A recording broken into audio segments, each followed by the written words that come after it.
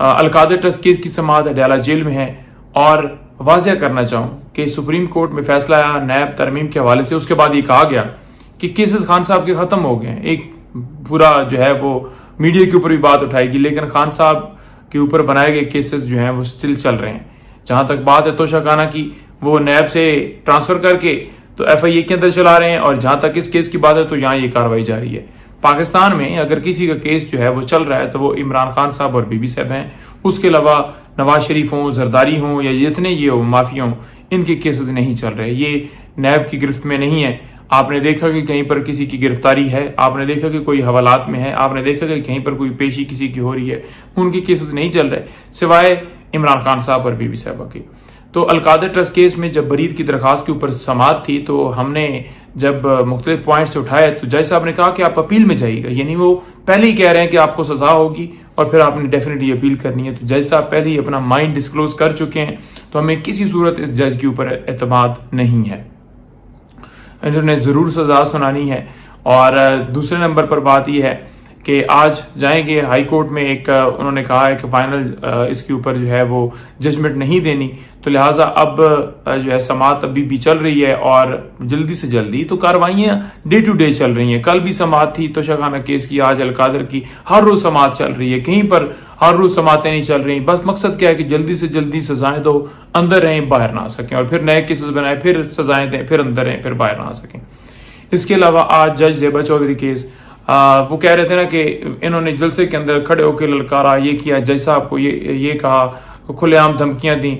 वो धमकी केस अभी भी चल रहा है। हालांकि खान साहब ने जाकर वहाँ उस अदालत के अंदर माजरत भी की थी। और अच्छा, इसके साथ जो पंजाब इलेक्शन ट्राइब्यूनल केस, वो भी आज सुप्रीम कोर्ट के अंदर, उसकी भी समाअत है। ये बड़ा अहम केस है, तो इसमें आज समाअत है। अब देखते हैं कि मामला किस तरफ जाता है। जो भी फिर समाअत होगी फिर आपके सामने अहवाल रखा जाएगा। इसके अलावा आज इस्लामाबाद हाई कोर्ट में जो मिलिट्री ट्रायल, जो मिलिट्री कस्टडी देने के हवाले से मुख्तलिफ प्रेस कॉन्फ्रेंस की गई, और हमने उस बात को उठाया कि सिविलियन का मिलिट्री ट्रायल नहीं हो सकता खान साहब की कस्टडी के हवाले से। तो खान साहब की कस्टडी को रोकने के लिए इस्लामाबाद हाई कोर्ट में रजू किया हुआ है, जिसपे आज उन्होंने तफसीली जवाब देना है वफाकी हुकूमत ने, और बताना है वफाकी क्या, वो फार्म 47 की हुकूमत ने, उन्होंने बताना है तफसील की जी क्या हमारे पास ऑर्डर है और उसका क्या प्रोसीजर होगा। अगर लेकर जाएंगे, पहले नोटिस देंगे, उनको क्या करेंगे, तो वो एक मुकम्मल उसके ऊपर जवाब जो है वो मांगा हुआ है मुअज़्ज़ज़ अदालत ने। तो अब देखते हैं उसके ऊपर क्या कार्रवाई होती है। इसके अलावा आज इस्लामाबाद हाई कोर्ट में जो है एक पटिशन भी दायर की गई थी इंतजार भाई की तरफ से, जिसमें जो मुलाकात है खान साहब से मुलाकातें, आपको पता है कि वो पाबंदी पॉलिटिकल लोगों की हो ही नहीं रही। 3-4 हफ्ते से ये स्टिल सिलसिला यही चल रहा है। वो जाते हैं, बुलाते हैं, आ जाएं, लेकिन अंदर नहीं जाने देते और फिर वो वापस मुड़कर उनको आना पड़ता है। तो वो मामला भी स्टिल जो है इस वक्त पेंडिंग है और इस्लामाबाद हाई कोर्ट में है।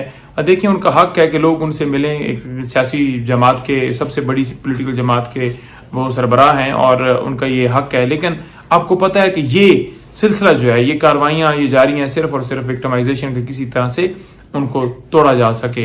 तो ये आज के केसेस की ओवरऑल तफसीलात हैं। मुख्तलिफ केसेस जो मुख्तलिफ कोर्ट्स के अंदर लगे हुए हैं। बुशरा बीबी साहिबा के केस जो आखिरी केस में उसमें ऐड करना चाहूँ कि उनके केसेस की तफसीलात के लिए और मजीद किसी मुकदमे में गिरफ्तारी ना डाली जाए, ये पटिशन दायर की गई थी, जिसकी आज समाअत जो है वो भी इस्लामाबाद हाई कोर्ट में है। तो हमने मुख्तलिफ इस्तदाएँ की हैं, इंसाफ के लिए रजू किया हुआ है। जो भी फिर आगे होती है कार्रवाई, जो हो रही हैं, जो चल रही हैं, जो नाइंसाफियाँ हो रही हैं, वो भी मैंने आपके सामने पॉइंट उठाए हैं। बहुत शुक्रिया।